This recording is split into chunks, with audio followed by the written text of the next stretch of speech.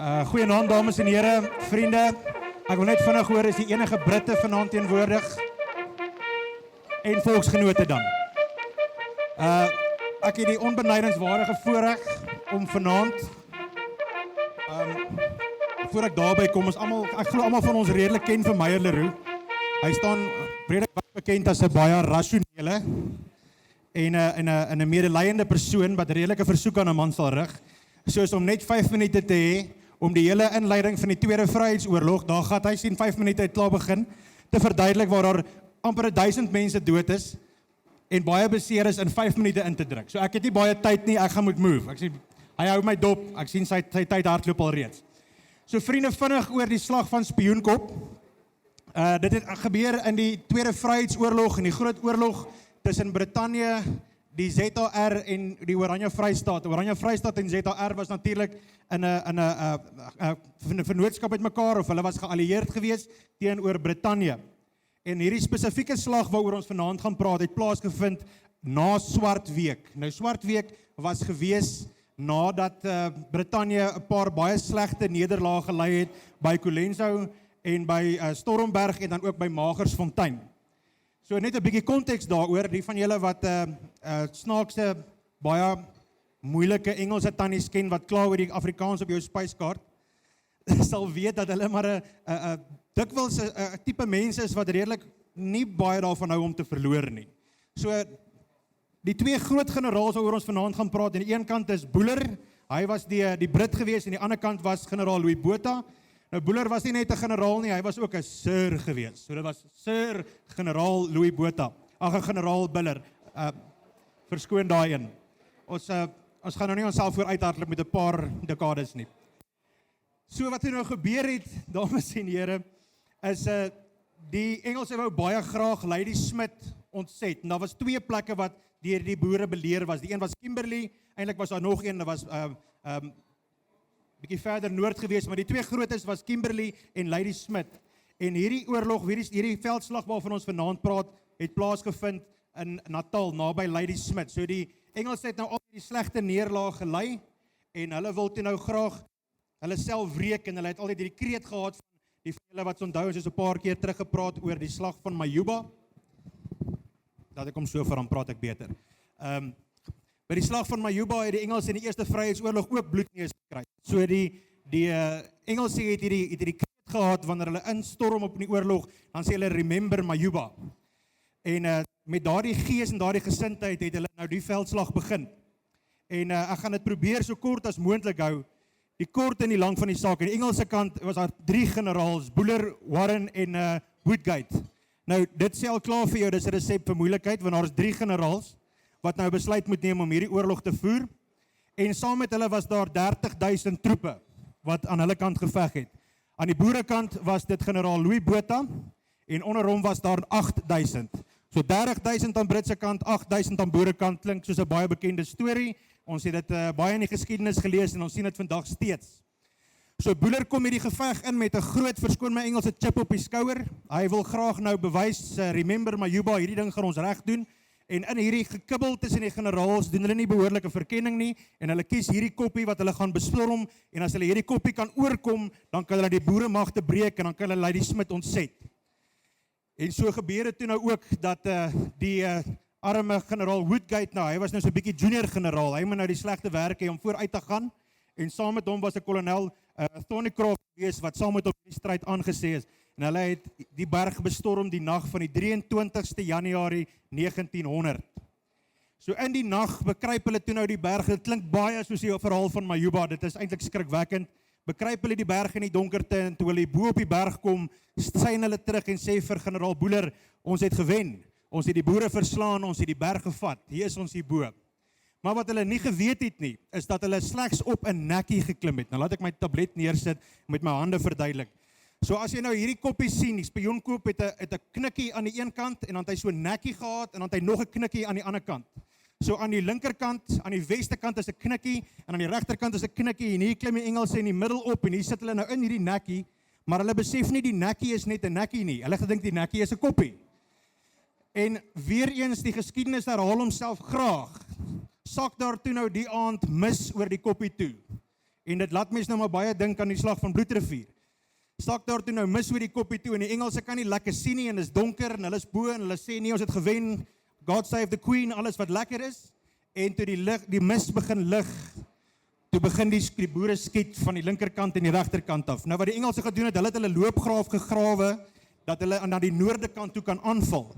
Met die gevolg is, die loopgraaf is so gegrawe, en hier's boere op die koppie, en soontoe gegrawe, en hier's boere op die koppie, en hulle maai die Engelse af. En in die harwar en deurmekaar spul daarbo kan hulle nie behoorlik kommunikeer met die generaals in die agterkant nie, so Boeler weet nie wat aangaan nie, en generaal Hood word noodlottig, verskoon as ek wegraak, word noodlottig gewond in die geveg, en kolonel Thorncroft, verskoon my amper, Thorncroft word nou sommer net daar en dan deur Boeler 'n generaal gemaak. Nou Thorncroft was 'n reus van 'n man, hy was blykbaar 6 voet, hy het 'n diep bulderende stem gehad, in English, high English, en so bestorm hy toe nou, hy neem oor, want Boeler sê toe nou, hierdie klomp Engelse weet nie nou meer wat om te doen nie, hulle gaan nou maar 'n koloniaal, van die kolonie af bevorder om hierdie stryd te voer, en hy storm toe die koppie aan die regterkant, bestorm hy toe met sy magte, en hy was nogal 'n imposante man, en 'n charismatiese man met 'n diep stem, wat mooi Engels kon praat, the Queen's English, en hy storm die koppie op, en soos hy die koppie storm, skree hy die boere weg, en die Engelse kry moed met hulle bajonette, en hulle verdryf die boere van die koppie af. En net op daai stadium besef generaal Louis Botha, maar hier's moeilikheid, en hy klim op sy perd, en hy jaag deur sy deurtroepe, en hy skree op hulle, en sê vir hulle, kerels draai om, ons veg vir meer as hulle, en hy dryf vooruit, en hy druk die boere terug, tot bo op die koppie, en daarna het die geveg vir nog 'n volle dag aangegaan, totdat die boere op die ou einde van die dag die oorlog gewen het. Nou dit is 'n mooi stuk geskiedenis wat nou baie verkort verduidelik is, maar net so 'n paar stukkies interessante geskiedenis wat ook gebeur het daai dag. By daai veldslag was daar 3 internasionale leiers wat later internasionale leiers sou word betrokke. Die eerste een natuurlik Louis Botha, wat eerste minister van Suid-Afrika sou word. Die ander ene was Churchill. Ek weet nie of julle vir Churchill ken nie. Hy was later die eerste minister van Engeland, Brittanje. En die laaste een was Gandhi. Julle sal dit nie glo nie, Mahatma Gandhi was daar. Hy het goed rondgedraap. die draagbare rondgedraap. So dames en here, dit is basies die verhaal van 'n spioenkop. Ek hoop dat julle dit darm insiggewend gevind. Meyer, waar staan ek? Is my tyd op? My tyd is op. Baie dankie.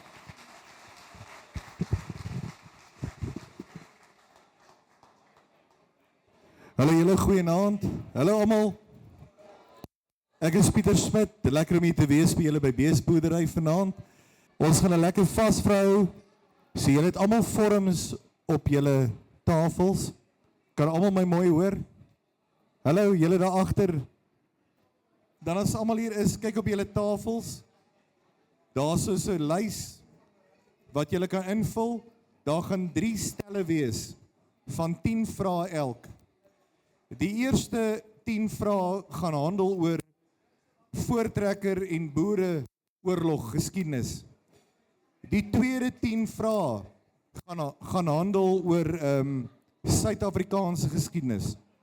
En dan die laaste 10 vrae gaan oor Afrikaanse musiekgeskiedenis. Alright. So julle kan solank die eerste 10 vrae gaan ek mee begin. Ons begin met sommer voortrekker en boereoorlog geskiedenis. Wie was die argitek van die Voortrekker Monument? Wie was die argitek van die Voortrekker Monument? Vraag nommer 1.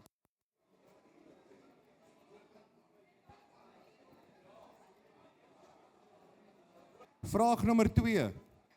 Wie was die stigter van die stad Pretoria? Wie was die stigter van die stad Pretoria?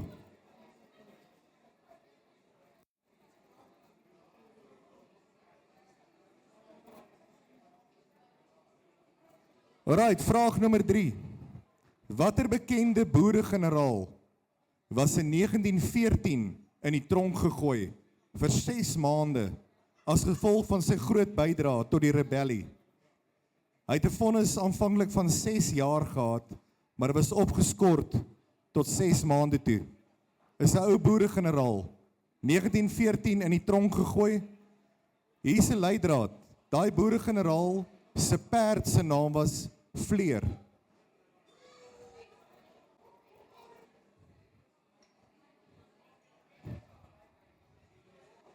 Het almal van julle hom?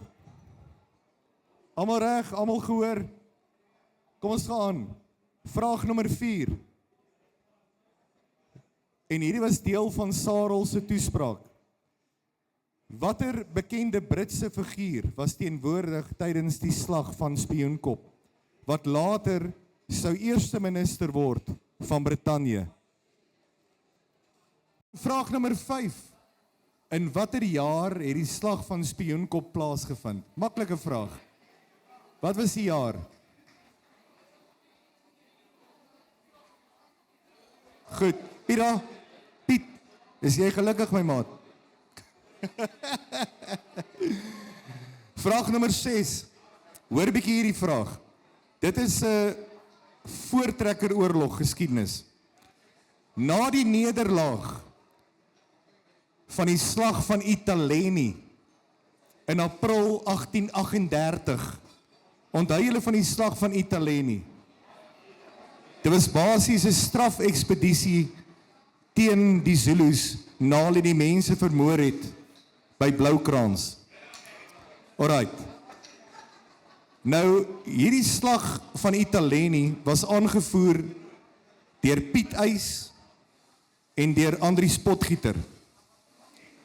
En hulle het ongelukkig nie die paal gehaal daar nie. Jy weet, klein Dirkie Uys is oorlede en sulke dinge.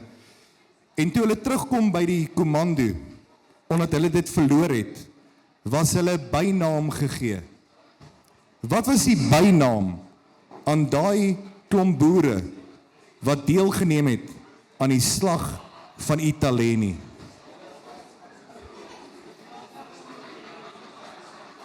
Ek gaan vir julle leidraad gee. Hoor gou hierso. Kort daarna was die slag van Bloedrivier. Andries Pretorius. Hulle was die Wenkommando genoem.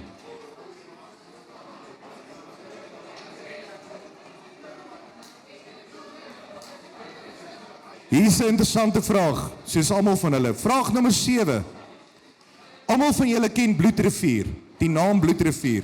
Nou het natuurlik die naam gekry as gevolg van die veldslag wat daar plaasgevind het. Wat is die rivier se regte naam?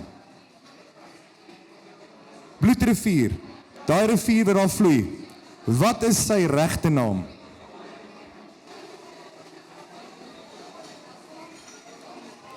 Kom ons gaan, vraag nommer 9. Ekskuus julle, vraag nommer 8. Wat is die naam van die seun van Koos Dillery, wie oorlede is na die slag van Modderrivier? Koos Dillery het 'n seun gehad, en daai seun is oorlede so paar maande voor die slag van Magersfontein. Dis hoekom Koos Dillery nie by Magersfontein kon gewees het nie. En julle mag nie afkyk nie, en julle mag nie Google nie. As jy Google, weet jy wat is jy op jou eie?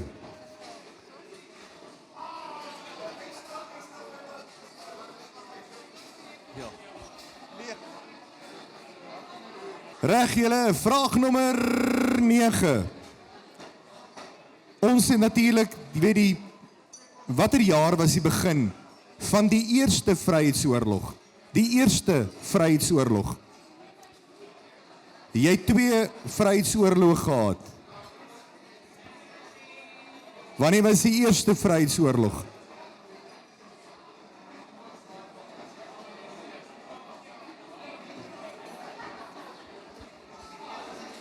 Alright, vraag nommer 10. Hier is 'n interessante een. Iets wat baie mense dalk nie geweet het nie. Wat is die naam van die Franse generaal wat tydens die Tweede Vryheids- of Tweede Boereoorlog aan die kant van die boere beklei het? Daar was 'n Franse generaal gewees. Hy het gesterf by Boshoff en hy is begrawe later op Magersfontein. Hy was 'n Franse generaal wat saam met die boere beklei het. Kan ek julle leidraad gee? Daar is 'n straat na hom vernoem, daar in die ooste van Pretoria. Is daar iemand wat die antwoord ken? Hey! Ons gaan aan. Hoor gee julle, is julle by die volgende bladsy. Hierdie is Suid-Afrikaanse geskiedenis. Willem, wat sê jy? Suid-Afrikaanse geskiedenis, tweede bladsy. Reg julle. Wie van julle het almal The Lord of the Rings gekyk? The Hobbit. Die skrywer van daai boeke, J.R.R. Tolkien, is in Suid-Afrika gebore. In watse stad is hy gebore?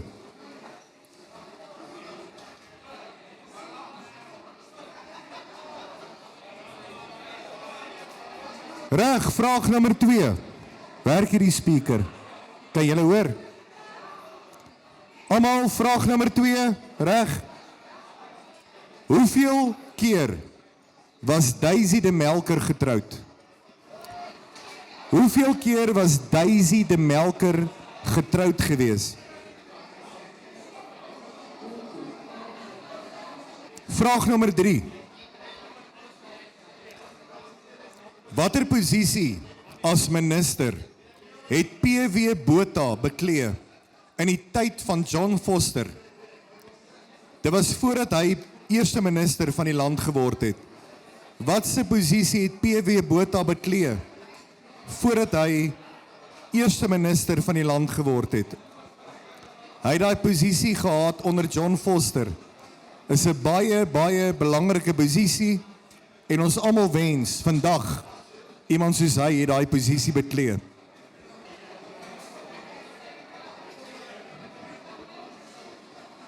Vraag nommer 4.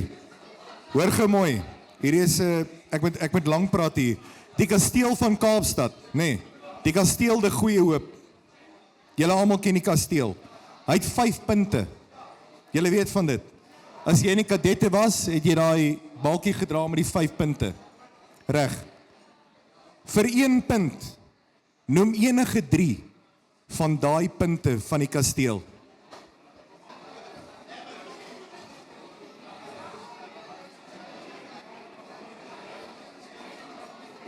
Hier in die laat 1800s, nou om Lodewyk, tussen Pietersburg en Leidsdorp. Wie ken die roete daar? Die roete het groot geword daar in Sanien. Nou tussen Pietersburg en Leidsdorp. Shut up!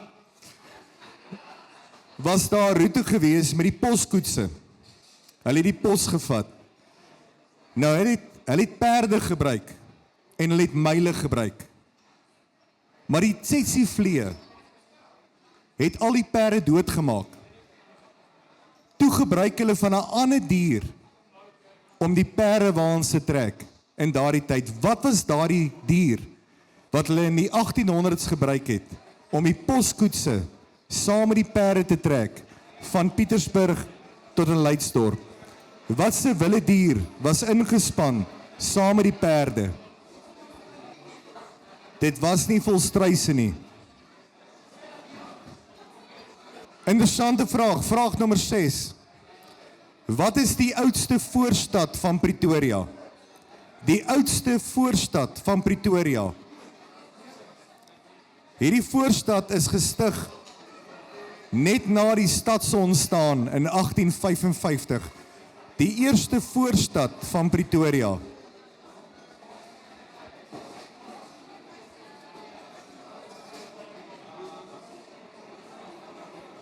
Vraag nommer 7. Wat was die eerste Afrikaanse film met klank wat gemaak was? Die eerste Afrikaanse film. Nou luister nou. Daar's 2 antwoorde. Want albei films was in 1931.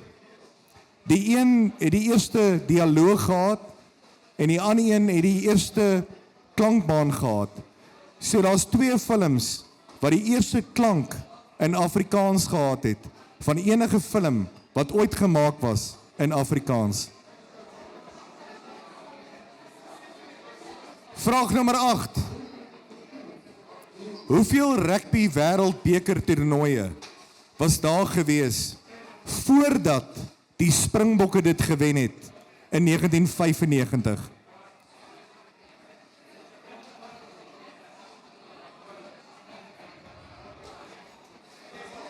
Alright, laaste vraag. Tweede laaste een. Nommer 9. Hoor gou mooi. Wat is die bynaam van J.D. de Tooy? Die bekende teoloog, professor, skrywer, digter. Hy het ook die Bybel en die Psalms in Afrikaans oorvertaal. Sy naam is J.D. de Tooy. Wat was sy bynaam?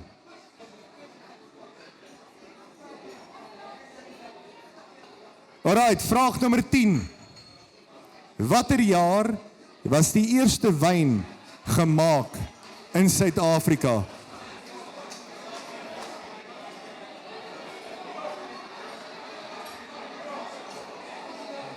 Alright julle, kom ons doen die laaste 10 vrae. Vraag nommer 1. Watter Afrikaanse sanger se regte name was Lawrence John Gabriel? Het die Amerikaners 'n liedjie gesing. Daai lied se naam is Ellie Ree. Daai lied se naam is ook Carry Me Back to Tennessee. Daai liedjie is oorvertaal in Afrikaans, want van daai Amerikaners het dit vir die boere gebring. Toe vertaal hulle daai liedjie oor in Afrikaans. En dit word een van ons bekendste Afrikaanse liedjies van alle tye. In Engels was die naam Sweet Ellie Ree, of hy het 'n ander naam gehad, Carry Me Back to Tennessee. Dit word 'n bekende Afrikaanse liedjie. Wat is daai liedjie se naam?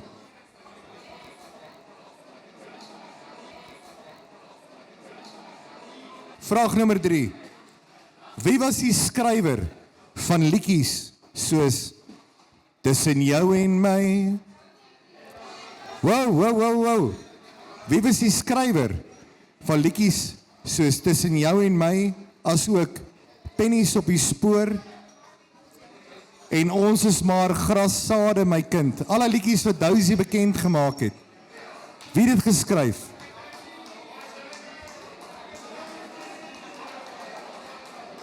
Vraag nommer 4. Wat is die naam, Hendrik, hoor mooi hierdie een. Wat is die naam van die seun van oud-minister Pik Botha? Oud-minister Pik Botha, sy seun het 'n rockband gehad genaamd Jack Hammer. Hy het ook onder sy eie naam het hy musiek gemaak. Wat is Pik Botha se seun se naam wat musiek gemaak het?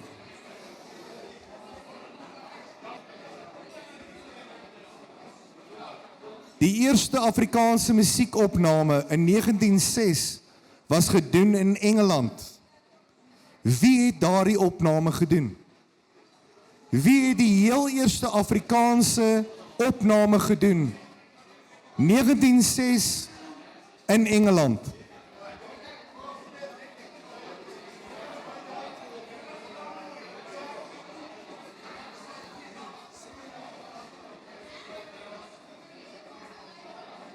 Wat is die lied se naam wat handel oor die hartseer verhaal van Maria Roux? Sy was in 'n motorongeluk in 1968. Daar is 'n liedjie oor haar geskryf. Vraag nommer 7. Wat is die naam van die Afrikaanse kunstenaar en orkesleier uit die 30er jare na wie verwys word in die lied Duits Weswals?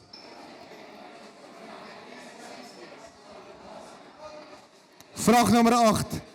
Watter bekende Afrikaanse liedjie het eers bekend gestaan in Engels as Old Faithful?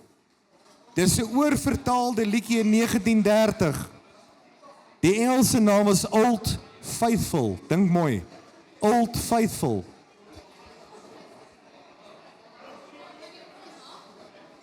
Vraag nommer 9. Wie het die lied vir die Blou Bulle gesing in Nee, ek speel.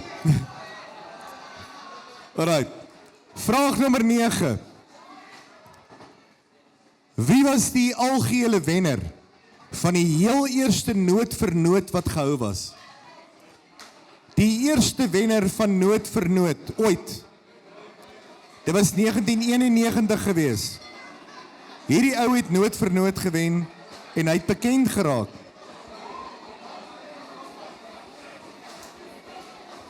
Vraag nommer 10. Wat is die naam van die TV-reeks in die vroeë 80er jare waarvan Koos Du Plessis die themalied gesing het? Koos Du Plessis het die themalied gesing van 'n TV-storie in die vroeë 80er jare.